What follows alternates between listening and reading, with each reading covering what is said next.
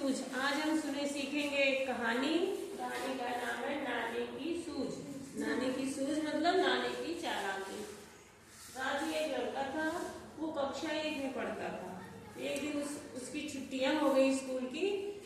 रोज school जाता था, पढ़ने में बहुत अच्छा था, उसको 100 तक नंबर्स आते थे, बुक रीडिंग आती थी और हिंदी पढ़ लेता था बहुत अच्छी तरीके से, डेली अपना काम भी करता था।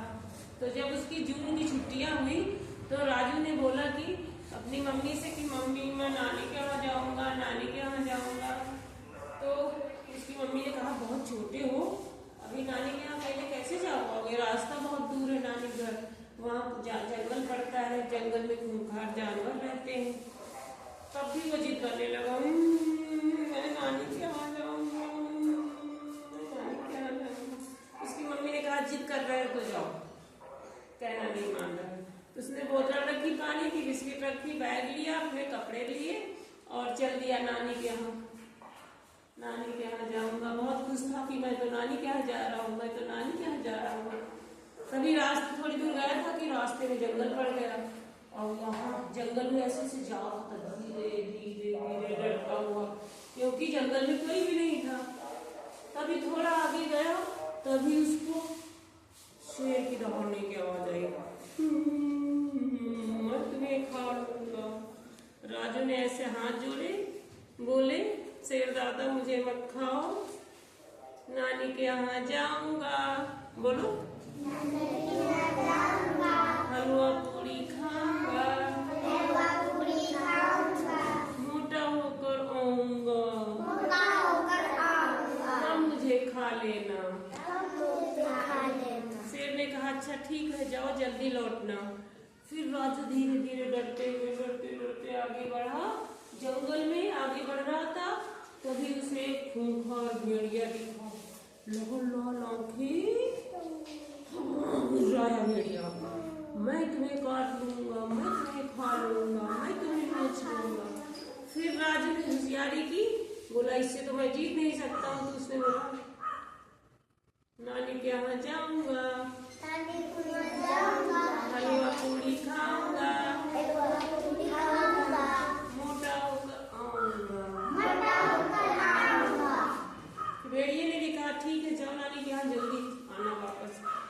तभी वो अपने फिर जंगल पार हो गया तो जल्दी नानी के पहुंचा। उसने नानी को बताया कि नानी मुझे भालू मिला था, शेर मिला था, भेड़िया मिला था, खूंखार जानवर मिले थे। तो नानी ने कहा कि बेटा आपको अकेले नहीं आना चाहिए था, अभी छोटे हो, कोई नुकसान पहुंचा देता जानवर आपको। तो फिर 15 दिन तक वही नानी के यहाँ रुका। उसकी नानी कभी हलवा बनाती थी, कभी छोले, कभी पूरी, कभी कुछ खूब अच्छी अच्छी चीजें बनाई खाई।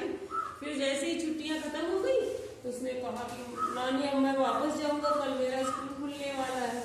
तो नानी ने कहा अच्छा ठीक है सामान रख लो, लेकिन जानवर तो तुम्हारा इंतजार कर रहे हैं जंगल में, जैसे तुम जंगल से गुजरोगे वहां जानवर तुमको काट लेंगे और कोई दूसरा रास्ता नहीं है। तो नानी ने क्या किया, एक इतना बड़ा सा ड्रम लिया, उसमें 2 छेद बनाए ऐसे जिससे आंखें, और राजू उसी के अंदर बैठा दिया और ड्रम को ऐसे से लुढ़का दिया। लुढ़कते लुढ़कते लुढ़कते लुढ़कते लुढ़कते लुढ़कते ड्रम आगे बढ़ता रहा रोड पर। जैसे ही ड्रम जंगल के अंदर पहुंचा, जंगल में शेर ने देखा कहीं अरे ड्रम कहीं चलता क्या, ये ड्रम कैसे चल रहा, तो समझ नहीं आ रहा क्या आखिर। तो अच्छा हो वापस जाने दो। और राजू क्या कर रहा था, अंदर से चुपचाप देख रहा था, बोला नहीं, बिल्कुल शांत होकर ऐसे ऐसे पैर करते जा रहा था, ड्रम आगे आगे लुढ़कते जा रहा था। उसके बाद फिर जैसे आगे गया वो भेड़िया दिखा, लाल लाल आंखों वाला खूंखार सा। तो राजू ने देखा अंदर से ऐसे, तो भेड़िया सोचा कि यार मुझे तो समझ नहीं आता ये ड्रम कैसे चल रहा है। और बहुत दिन हुए राजू गया था नानी के यहाँ, तक वापस भी नहीं आया। भेड़िया ने कहा अच्छा चलो जाने दो, होगा कुछ भी, ड्रम चल रहा तो चलने दो, मुझे क्या करना। तो फिर राजू फिर जब जल्दी जंगल क्रॉस हुआ तो अपनी मम्मी घर गया और मम्मी को सारी बातें बताई कि ऐसा ऐसा हुआ। मम्मी ने कहा कि देखो मैंने बोला था ना बड़ों का ना मानते हैं, जो कोई बड़ों का नहीं मानता उसको नुकसान हो सकता है कि नहीं। है ना। और इस कहानी से हमें क्या सीख मिलती है कि हमको अपने बड़े का हमेशा कहना मानना चाहिए। मानना चाहिए, बड़ों का कहना मानते हैं। दूसरा है, जब भी परेशानी के समय हो घबराना नहीं चाहिए, सूझबूझ से काम लेना चाहिए कि कैसे हम इससे बच सकते हैं। तो कैसी लगी मेरी कहानी? कैसी लगी? कैसी लगी? बहुत अच्छी। ओके।